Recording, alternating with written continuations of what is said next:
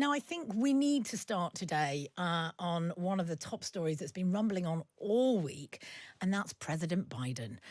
Pressure is mounting on the 81-year-old president to stand aside. And last night, Democratic donors told the president's campaign that they were pausing $90 million in pledged donations as long as he remains in the race. This came, of course, after Thursday night's series of gaffes at what was meant to be a make-or-break press conference, in which he called President Zelensky President Putin, and he referred to Kamala Harris as Vice President Trump. Behind the scenes, Nancy Pelosi and Barack Obama are understood to have expressed their fears that he can't beat Trump. But the president remains defiant and says only God can force him out of the Oval Office. Now, God or George Clooney, we wonder, because Democrats and donors are one thing, but when actual George Clooney speaks, does the president have to finally listen? George Clooney wrote an op-ed in the New York Times this week saying that it was time for the president to go and that he had saved democracy in 2020 and now he needed to do it again by standing down in 2024. Madeline, let's start with you. Does Biden have to listen now, or should A-listers keep their pretty little noses out of the presidency?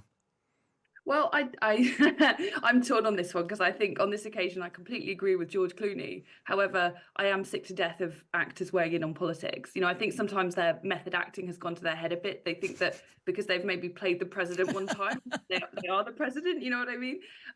But I think actually George Clooney was bang on here.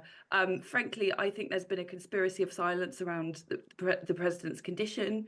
I personally have got to the point where I find it actually very distressing to watch him giving interviews. I have sadly, my father is quite far along with Alzheimer's, and I look at Joe Biden, and it's been this way for several years. I can very easily trace his decline, and I think a lot of people have felt this way, that it's very visible and very apparent. But it's only recently, when it's become so evident that it can no longer be ignored, that there have been all of these calls for his resignation. But up until the day before yesterday, there seemed to be a conspiracy of silence in Democratic circles and within the American media that you don't talk about this. So I think that they partly have themselves to blame for having colluded in this silence. Yeah.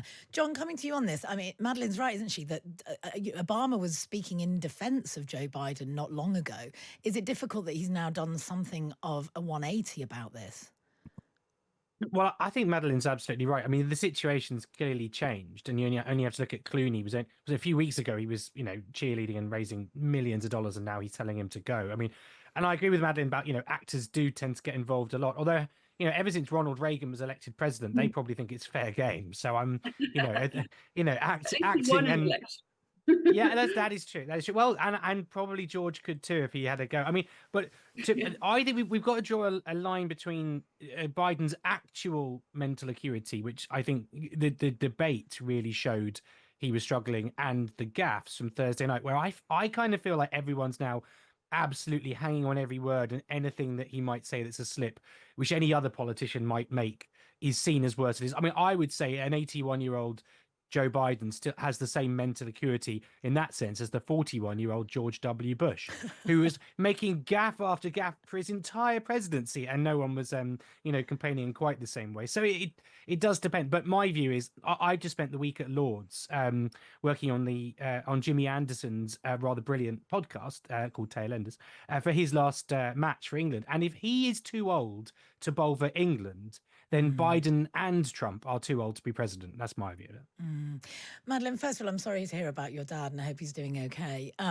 But this also does throw up, doesn't it, a problem with the structure of American politics, in that there's so much centralised power and control that belongs to the president, and there's nobody really whose job it is to tell him when it's time to go. Very much unlike this country, where, gosh, we love putting in a letter of no confidence, and our parties are set up to be able to do that. Do you think that this might force a bit of a look at the way that American politics is structured, and the way that the top job is sort of a monolithic structure?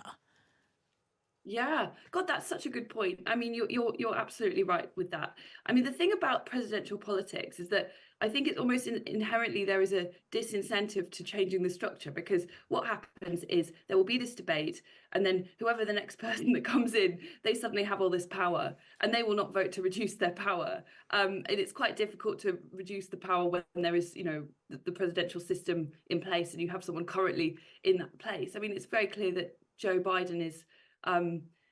I suppose it does throw up the question also the current state of affairs, like who is actually in charge? Because I think it's quite clear that Joe Biden is not making big decisions day to day. So who is it? And I think democratically, people have a right to know. It does create this odd, I don't know, this sense of I don't know, unease about the fact that in the most powerful country in the world, the guy that was elected to run that country is clearly not actually running that country. Do you know what I mean? Absolutely. And apparently, the polling for Kamala Harris is better than it was. And people do think that she would stand a better chance of beating Trump than Biden would right now. But I was in America during the 2016 election and quite close to the Clinton campaign, and the misogyny was absolutely wild. America just could not bring itself to elect a woman. John, do you think America's going to be prepared to elect a black woman? Well, I mean, I think, I mean, they obviously, to some extent, the race issue was surmounted, obviously, when Obama won. But I think you're right with misogyny. The 2016 stuff that Hillary suffered was, horrific. And obviously, the flames were fanned by the Republican candidate. But I think Madeline's right. I mean, actually, you could argue that the presidency itself has become more of a figurehead in recent years anyway. Going back to George W. Bush, a lot of people thought Dick Cheney was putting the strings. To what extent was Trump really making day-to-day decisions in his presidency?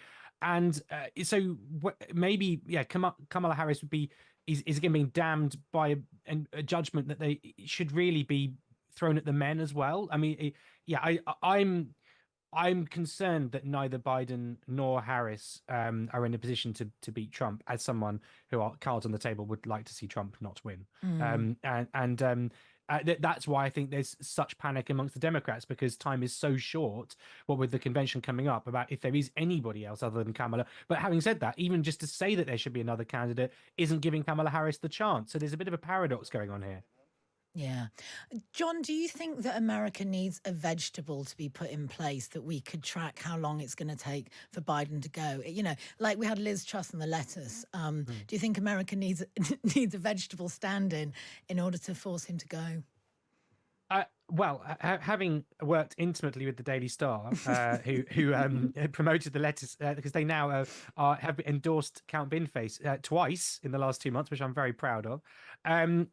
Yes, maybe the lettuce could come out of I would say retirement, or the deep freeze, or wherever it is. I mean, I just think this is astonishing that the world's greatest democracy, in inverted commas, should have this choice between these two men. And I dare I say it, that some fresh fruit or vegetables might actually, if it was on the ballots, would do surprisingly well, having come from the world of the none of the above candidate very recently. So yeah, I think it's a horrible indictment on where we are.